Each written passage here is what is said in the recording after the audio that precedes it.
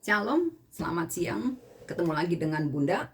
Kali ini kita akan membahas materi keselamatan untuk menolong kita nanti masuk di kelompok kecil atau mentoring. Keselamatan dari kata dasar selamat. Apa yang Anda pikirkan ketika mendengar kata selamat? Selamat ulang tahun, selamat menempuh hidup baru, selamat pagi, selamat siang, selamat malam. Wah, kita terbiasa dengan kata itu. Tapi apa sebenarnya arti selamat? Selamat kalau kita mau definisikan secara sederhana, artinya adalah bebas. Yes, bebas. Maka sebenarnya kalau kita mengatakan selamat pagi, itu berarti Anda terbebas dari malam masuk ke pagi. Selamat ulang tahun, Anda terbebas dari usia yang lama masuk ke usia yang baru. Maka menjadi lucu kalau ada orang mengatakan pagi, siang gitu loh kan, untuk mengatakan selamat pagi, tapi dia cuma mengatakan pagi. Bunda kalau disapa seperti itu, baik secara langsung maupun melalui chat WA, Bunda akan selalu sambut dengan kalimat selamat pagi, itu di bold kalau di chat WA ya, dengan sengaja. Kenapa? Untuk mengatakan kepada orang yang menyapa Bunda, pagi, ya memang pagi, saya bilang siang, terus ada apa dengan pagi? Ada apa dengan siang? Tapi kalau dia menyapa Bunda dengan selamat pagi, itu sebuah ucapan syukur. Wah, Bunda sudah terbebas dari malam masuk ke pagi.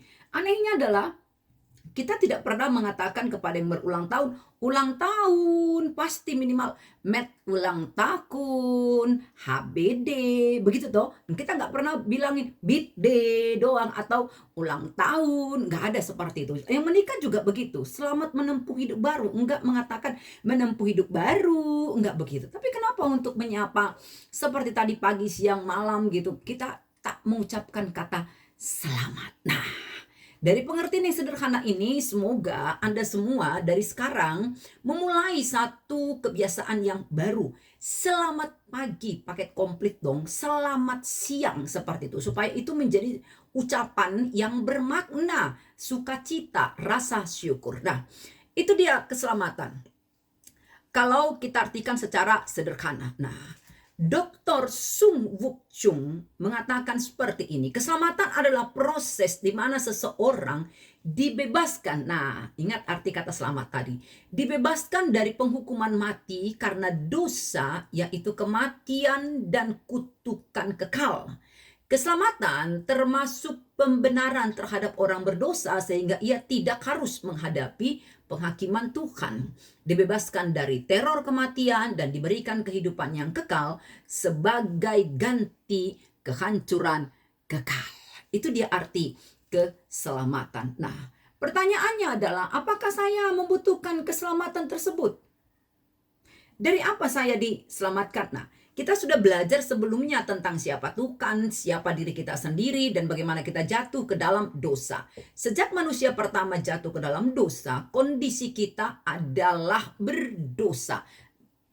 Natur kita adalah berdosa. Maka kalau ada pertanyaan, ya, apakah saya membutuhkan keselamatan? Yes, karena kondisi saya, kondisi Anda berdosa. Diselamatkan dari apa? Sudah jelas. Ketika kita bicara tentang dosa, kita bicara tentang akibatnya. Salah satunya adalah akibat dosa adalah maut. Jadi, dari mana saya diselamatkan? Atau dari apa saya diselamatkan? Dari maut yang kekal. Seperti selalu Bunda katakan, orang kalau percaya kepada Tuhan itu dia 2 kali hidup, naku. Hidup sekarang, lalu seperti semua yang hidup akan mati, dia akan mengalami kematian. Tetapi kepercayaan kepada Tuhan membawanya kepada kehidupan yang kekal. Jadi sekali mati, 2 kali hidup. Tidak demikian halnya dengan orang yang tidak percaya kepada Tuhan. Dia hidup sekarang dan seperti semua yang hidup dia akan mati, tapi kematian itu akan mengantarnya kepada kematian yang kekal. Maka kalau Anda bertanya lagi, apakah saya membutuhkan keselamatan? Yes, karena Anda ya berdosa dan karena maut sebagai hukuman atas dosa Anda itu menanti Anda, maut yang kekal. Maka dari penjelasan sederhana ini anakku, kita boleh menyimpulkan syarat utama untuk menerima keselamatan itu apa? Iman? Bukan sebenarnya. Syarat utama dan pertama untuk bisa menerima keselamatan itu apa? Gue ngaku dulu kalau gue berdosa. Kalau Anda mengaku gue nggak berdosa, Anda nggak butuh keselamatan. Tapi kalau Anda mengaku aku berdosa, seperti perkataan firman Tuhan di Roma 3 ayat 10, semua orang sudah berdosa. Semua orang sudah kehilangan kemuliaannya, maka Anda membutuhkan keselamatan itu sama seperti Bunda. Nah, persoalannya adalah kita adalah manusia yang natur kita berdosa, meskipun kita sudah tahu apa yang benar, tapi tetap tidak bisa atau tidak melakukannya. Benar kan? Kita tahu kebenaran, tapi tetap tidak bisa atau tidak mau melakukannya. Nah, yang kedua, apa kondisi kita? Kita sudah tahu apa yang salah, tapi tetap saja melakukannya. Seperti kita pelajari minggu lalu itu, apa katanya? Peraturan ada untuk dilanggar. Kita tahu salah, tapi kita tetap saja melakukannya. Betul kan? Nah, lalu yang ketiga apa? Kita selalu punya niat baik, tapi tidak selalu bisa mewujudkannya. Kita tidak selalu melakukan yang jahat, tapi apa yang terjadi? Dengan natur yang berdosa, niat jahat itu selalu ada. Lalu kondisi kita yang keempat apa? Kita menuntut orang lain memenuhi standar moral kita, tapi kita sendiri suka melanggar standar moral tersebut. Dengan kata lain, kita ini sering sekali di kelompok OMDO. Ya, OMDO, omong doang, NATO, no action, talk only, seperti itu. Nah, maka karena dosa membawa kepada kematian rohani, kita semua kehilangan keserupaan dengan Tuhan dan kehilangan kekuasaan atas bumi dan ciptaan yang lainnya, seperti sebenarnya sudah Tuhan tetapkan di Kejadian pasal 1, 26 ke 27, Kejadian 2, 16 dan ke 17. Dan karena memang sejak manusia jatuh ke dalam dosa, natur kita berdosa, kita harus terima kenyataan. Bahkan ketika masih dalam kandungan pun kita sudah berdosa. Masih ingat ya materi itu ya? Mazmur 51 ayat 7. Sesungguhnya dalam kesalahan aku diperanakkan, dalam dosa aku dikandung ibuku. Itu sebabnya kita menolak klaim yang mengatakan anak lahir tanpa berdosa. Betul, dari dirinya sendiri dia belum berdosa, dia belum tahu dosa. Tetapi dengan manusia pertama yang jatuh ke dalam dosa, dia mewarisi yang disebut dengan dosa warisan. Makanya firman Tuhan mengklaim sejak dari dalam kandungan kita sudah berdosa, maka kita menolak pernyataan yang mengatakan anak lahir tanpa dosa seperti kertas putih bersih, karena kenyataannya kita semua sudah berdosa. Oke? Nah, apa kata Paulus? Paulus dalam Roma pasal 7, 15 ke 18 mengatakan seperti ini.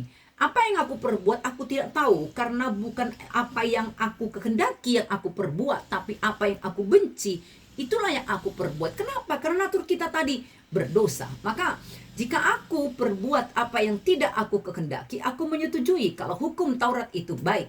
Kalau demikian, bukan lagi aku yang memperbuatnya, tetapi dosa yang ada di dalam aku. Sebab aku tahu bahwa di dalam aku, yaitu di dalam aku sebagai manusia, tidak ada sesuatu yang baik. Sebab kehendak memang ada di dalam aku, tapi bukan hal berbuat apa yang baik. Itu sebabnya kita menjadi pendosa bukan karena berbuat dosa. Kita berbuat dosa justru karena kita adalah pendosa. Oke, itu dia. Maka sebelum kita menyadari kondisi kita yang sesungguhnya sebagai manusia yang berdosa, kita tidak akan bisa memahami kebutuhan kita akan keselamatan. Seperti ilustrasi yang sering Bunda katakan, kalau Anda pergi ke dokter, dokternya pasti akan bertanya, meskipun dia sudah profesor, enggak ketika melihat wajah Anda lalu dia berlagak seperti cenayang dan mengatakan, kurasa Anda bla bla bla bla, enggak begitu toh. Dia kan pasti bertanya, apa yang Bapak rasakan? Apa yang Ibu rasakan? Apa yang Mas, Mbak rasakan? Bahkan sudah profesor pun dia pasti bertanya dan butuh validasi tentang apa yang sedang Anda rasakan sehingga Anda datang menemui dokter. Maka sekali lagi, sebelum kita menyadari kondisi kita yang sesungguhnya sebagai manusia, kita tidak akan bisa memahami kebutuhan kita akan keselamatan. Pertanyaan penting selanjutnya adalah, bagaimana saya bisa selamat? Kalau ternyata saya butuh keselamatan, saya menyadari kalau saya membutuhkannya, saya adalah orang yang berdosa, saya butuh keselamatan. Bagaimana saya bisa selamat? Nah, ada beberapa konsep tentang keselamatan. Salah satunya adalah kita bisa selamat tanda kutip dengan berbuat baik. Oke, kita tampung dulu. Berbuat baik bisa menyelamatkan. Tapi mari kita telaah lebih detail lagi. Kalau perbuatan baik bisa menyelamatkan kita, pertanyaan pertamanya adalah seberapa banyak perbuatan baik yang harus kita lakukan untuk bisa melunasi semua dosa-dosa kita? Seberapa banyak? Kenyataannya kita tidak pernah tahu harus butuh seberapa banyak. Lalu yang kedua adalah ketika seumur hidup Bunda melakukan perbuatan baik, terus-menerus melakukan perbuatan baik dengan natur yang berdosa. Kalau itu di scanning, ya kalau itu diteropong, maka di semua perbuatan baik Bunda itu akan ditemukan ada perbuatan baik yang ternoda oleh niatan yang tidak murni. Kata peribahasa, ada udang dalam peyek, begitu. Nah, alhasil apa yang terjadi? Perbuatan baik kita tidak bisa menyelamatkan kita. Nah, kabar baiknya adalah kita bisa diselamatkan dari hukuman dosa. Wow, kita bisa diselamatkan dari hukuman dosa. Tapi bagaimana caranya?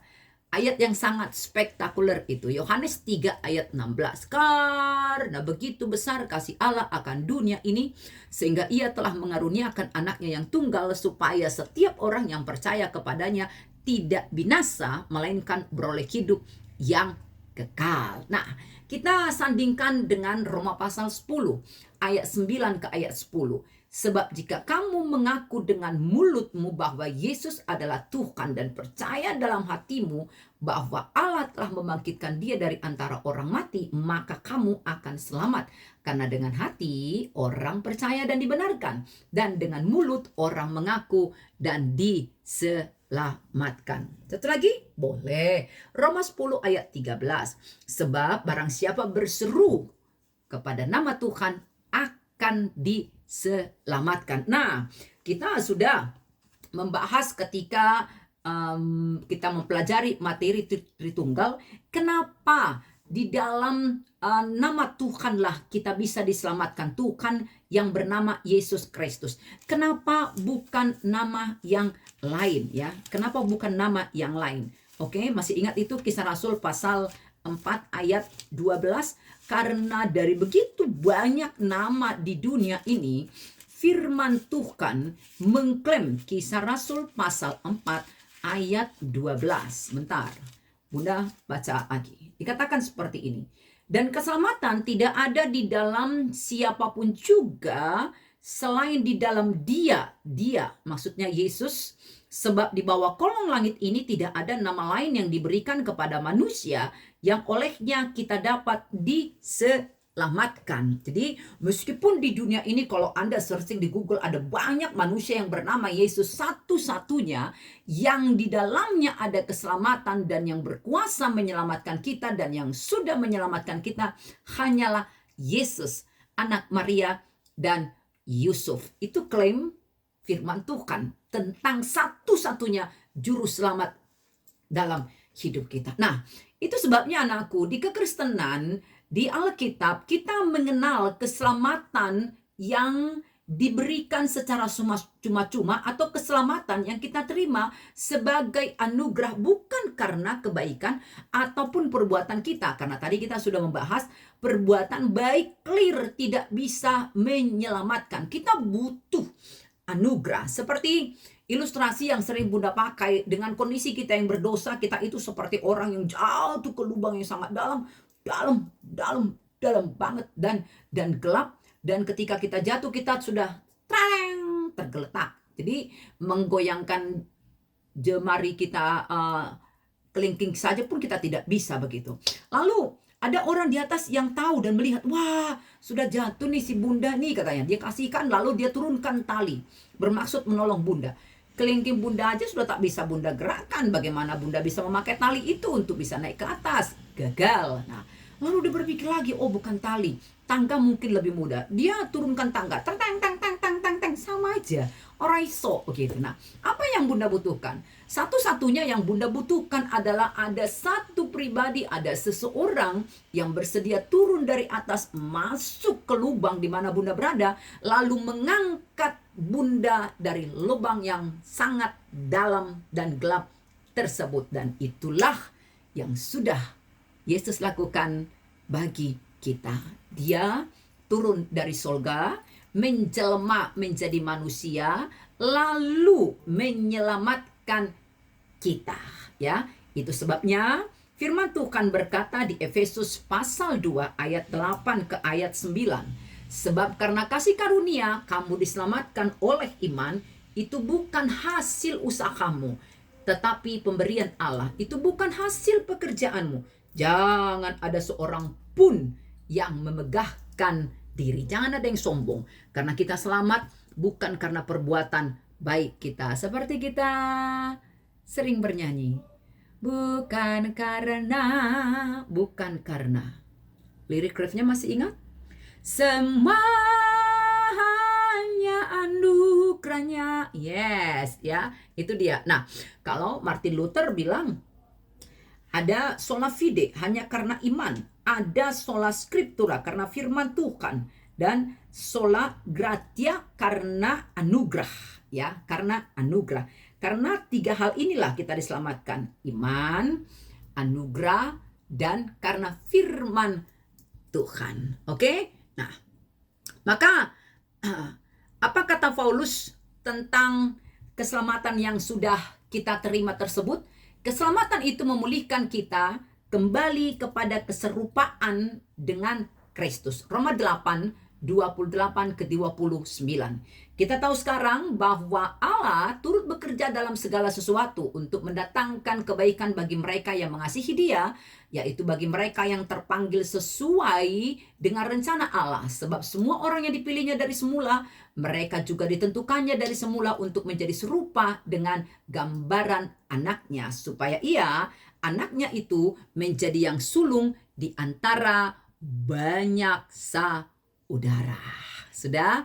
Nah, karena keselamatan yang sudah Tuhan kerjakan dalam kehidupan kita, kita tidak hanya mendapatkan kesempatan kedua, kita tidak hanya diangkat menjadi anaknya, kita tidak hanya menjadi ahli warisnya, tetapi kita pun memiliki kesempatan untuk punya cara hidup yang baru, anakku. Kita punya kesempatan untuk lebih mengisi hidup kita dengan hal-hal yang bermakna. Kalau Tuhan tidak menyelamatkan kita, kesempatan itu tidak akan ada. Itu arti pentingnya keselamatan bagi orang Kristen. Nah, pertanyaannya adalah, kalau ternyata keselamatan kita itu kita terima hanya karena anugerah, bukan karena perbuat baik, setelah kita selamat, apakah kita masih perlu berbuat baik?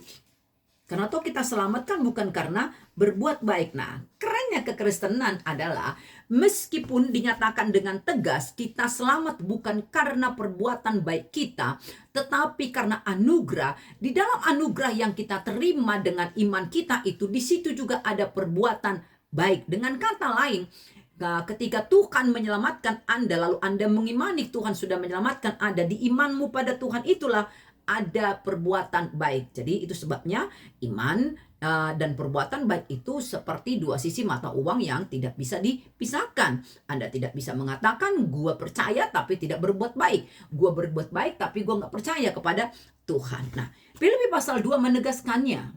Filipi pasal 2 ayat 13. Ayat 12. Hai saudara-saudaraku yang kekasih, kamu senantiasa taat. Karena itu, tetaplah kerjakan keselamatanmu dengan takut dan gentar. Bukan saja seperti waktu aku masih hadir, tetapi terlebih pula sekarang waktu aku tidak hadir. Nah, simak baik-baik supaya Anda mengalami pola pikir yang baru. Menjadi Kristen, percaya kepada Kristus, mati masuk surga, selesai. Enak banget ya? Enggak. Anda menjadi Kristen, Anda percaya kepada Yesus yang menyelamatkan Anda, seiring dengan kepercayaan Anda itu, Anda kudu bergerak mengerjakan keselamatan yang sudah Anda terima, barulah Anda bisa mengatakan, gue mati masuk surga. Kenapa? Mari kita baca lagi satu ayat dari Matius pasal 7. Ayat 21 yang menurut Bunda ini sangat-sangat ekstrim, memporak-porandakan kebanggaan kita sebagai orang Kristen yang suka karena kebanggaan itu kita terlena ya, cukup percaya saja lalu hidup semau gue, mati pasti masuk surga. Aduh, murahan banget surga itu kita buat ya. Nah, Matius 7 ayat 21. Bukan setiap orang yang berseru kepadaku, Tuhan, Tuhan, akan masuk ke dalam kerajaan sorga, melainkan dia yang melakukan kehendak Bapakku yang di sorga. Jadi dengan kata lain, Anda, saya, kalau sudah mengaminkan, menghidupi saya sudah diselamatkan oleh Tuhan, seharusnya kita hidup di dalam keselamatan, di zona keselamatan yang sudah kita terima. Sehingga cara hidup kita semuanya berpadanan dengan keselamatan yang sudah kita terima. Janganlah pula, ya kan, sudah diangkat jadi anak, ya kan, sudah diadopsi, jadikan anak, dijadikan ahli waris, tapi kelakuan kita, tingkah kita masih budak, masih semau gue. Atau pia ya, itu namanya nggak tahu diri, sudah diselamatkan, tapi tanda kutip minimal, kok ada rasa syukurnya ya, kok nggak kelihatan rasa syukurnya dengan bagaimana hidup berpadanan dengan keselamatan yang dia terima. So, tetap di sini masih ada banyak hal yang akan kita pelajari supaya kita menjadi orang-orang Kristen yang tidak sekedar memiliki kekristenan itu atau menjadi Kristen karena warisan, tapi kita menjadi orang Kristen yang mengalami pertumbuhan dan akhirnya kita menjadi murid sejatinya Kristus yang sedang dibentuk, diproses menjadi serupa dengan guru kita, yaitu Tuhan. Semangat dan ukwi. Shalom.